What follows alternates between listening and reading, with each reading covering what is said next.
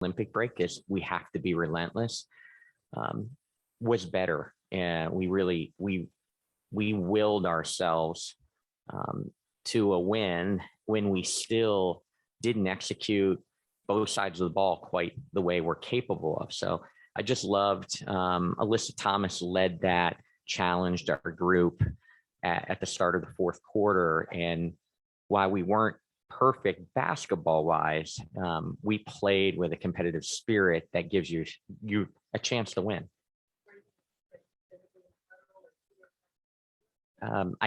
I didn't hear it, but it probably couldn't be repeated if I could. So we're talking Alyssa. Like everyone, excited to play, understands these opportunities don't come often in your pro career, and we're in our window where it's the third straight year in the semis at least, and they believe in what we've been able to accomplish this year. And so she, like all of them, are anxious, ready. The extra day did both these teams well, the travel day, but I tell you, both teams are anxious to get going again.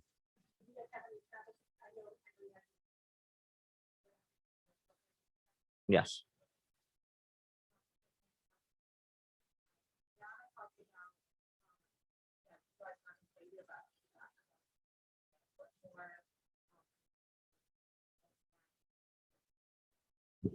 Yeah, I think execution at both ends of the ball to be have a little bit less slippage. You can never play a perfect basketball game, and that's where the relentlessness comes in. Is which team plays out of plays where maybe it wasn't perfect, and offensively can still make a play and get into another action. Defensively, you have some slippage, but just by playing hard, do you give yourself a chance to still finish a possession?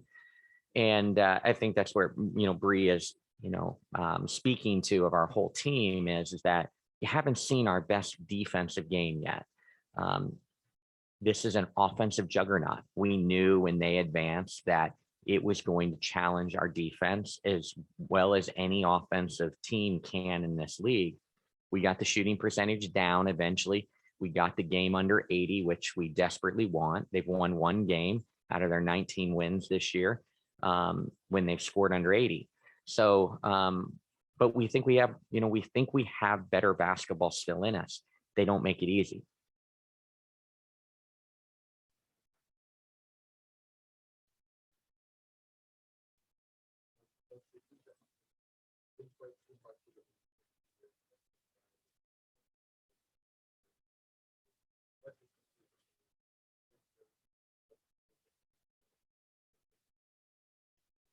Yeah, she's truly an offensive spark plug for us off the bench. Arguably is our best 3-point shooter off the dribble.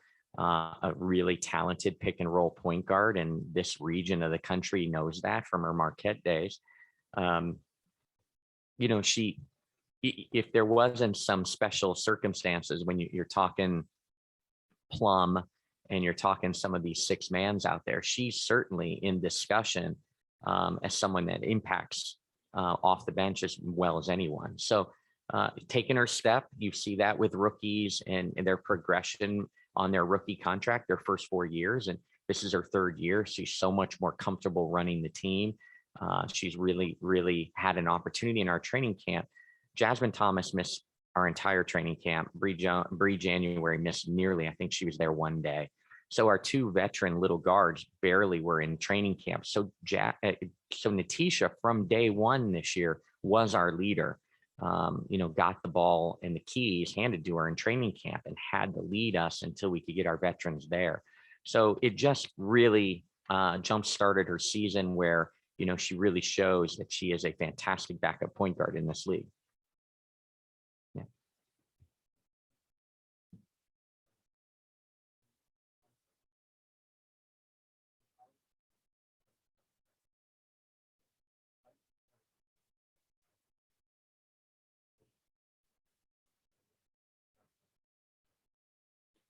Yeah, the acquisition, before the start of last season of both DeWanna Bonner and Bree January bring us two championship pedigrees in that locker room. They know what it takes to actually win a championship.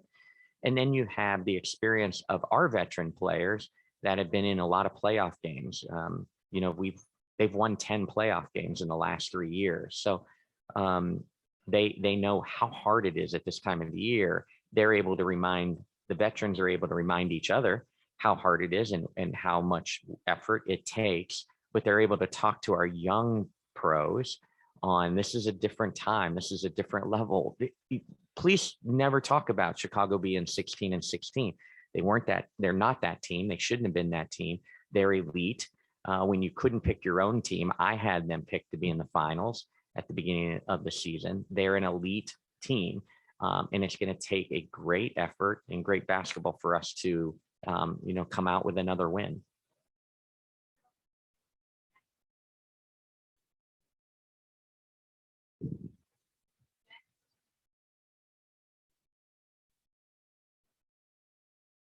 Hey, Jen, can you hear me?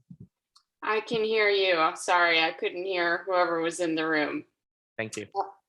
Just wanted to ask you, you've talked a little bit about how Breon January is the best defender at her position in the league. And I just wanted to follow up on that real quick and ask you why you think that she and other guards tend not to win the Defensive Player of the Year award that so often goes to bigger players. Yeah, certainly. First, shout out to the media that votes. And this is the first year the coaches didn't get to vote on the all defensive teams. But the shout out to the time and effort that the media puts into our league and tries to help grow the league. I'm speaking to the choir, the people that are here. With that said, it's easy to look at stats that people view as defensive stats, your defensive rebounding numbers, your block shot numbers, your steal numbers. Bree January is never going to be a high steal guard. She is a lockdown guard. She's going to stay in play. She's going to use her physicality. And time again, at the end of the game, normally off guards are under their scoring average and under their shooting average. And when they do get to their scoring average, sometimes they've had to take in a lot of shots to do that. And the best credit that Bree January can get is from her peers. People do not like to be guarded by Bree January. If there's a spotlight, if I could convince ESPN of the game within the game, there's no one that moves more or better without the ball than Allie Quigley in this league. There's no one that's more physical from the guard position and stays in plays and makes life tough for off guards than Bree January. If there was a spotlight camera just on those two, it would be so entertaining to the pure basketball fan because it is an unbelievable war between those two each and every possession. And it's just really, it tells the story about why those two are both so good. If we could just watch them and not watch anything else, it would be absolutely fantastic basketball. And if I can just follow up real quick, I know that you coached Elena Beard out in LA, and as you watch Elena and other Defensive Player of the Year award winners like Sylvia Fowles this year, Tamika Catchings, etc., what kind of sets them apart? First, their tenacity, their want to, their will. They play their guts out. Those players that you just mentioned, AB, Beard is remarkable. Tamika was relentless. Those guys Sylvia, they just never stop playing, first and foremost. Two, you can't be a great defender if you don't have great basketball knowledge. They also are proactive thinkers and not reactive. They understand the game. They see the game before it happens. The game slows down to great defenders and they can see it, but they also invest their own time. We watch more film than any team in the league. My players have to deal with a ton of film work with me. But with that said, Bree January still invests her own time in watching film on her opponent. She studies her opponents and understands them. That's what great defenders do. Hey, Miles, your turn.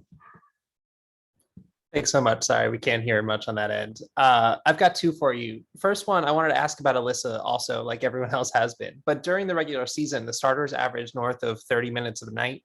And then in game two, you're able to pull two of them, JJ and Bree Jones, after a slow start, and then keep AT in there for huge stretches. As a coach, how much flexibility has she provided for your lineups, especially when she's at her best in these higher paced games like the ones that Chicago tries to play? Yeah, certainly adding an all-star back into a lineup is great for any coach. So we've been able to, get people's minutes. And we played a 50-minute game that first game, but then second game showed you what we're capable of doing. And all of a sudden, instead of 32, 33, 34 minutes, can you get people 28 minutes? Because now you have another all-star coming off the bench. Again, it shows the humble superstar locker room that I have, that not often can you take out an MVP and not have anxiety about what you just did, that you sat down your MVP. But we had Alyssa in there and she was giving us great energy. JJ knew that it was one of her nights and never took it personal and is ready to go tonight. Again, minute restrictions, her first two games for AT in the regular season. Now the minute restrictions are basically gone, and we have to trust her on how her body's feeling, and we'll play that accordingly on how everyone's doing. It might not be Bree Jones's night. It might not be JJ. It might not be AT. Again, in the regular season, DeWanna Bonner had a great game playing the 4 position in this series when JJ was gone and missed all these regular season games with Chicago. So we have some buttons to push, and hopefully we'll push the right ones tonight. Thanks so much. And then after game 2, you brought up the traveling conditions. And I wanted to follow up on that because New York Liberty owner Joe Tsai tweeted the next day that he was in conversation with Kathy Engelbert and several airline CEOs about securing charters. Has anyone spoken to you or either of the teams, as far as you know, about potential progress on that front? Yeah, I think that's big picture, Miles. I don't have all the details, so I can't speak on it. But I think that that discussion is a future discussion and not a short term, like right now. Gotcha. Thanks so much. Good luck today. Thank you.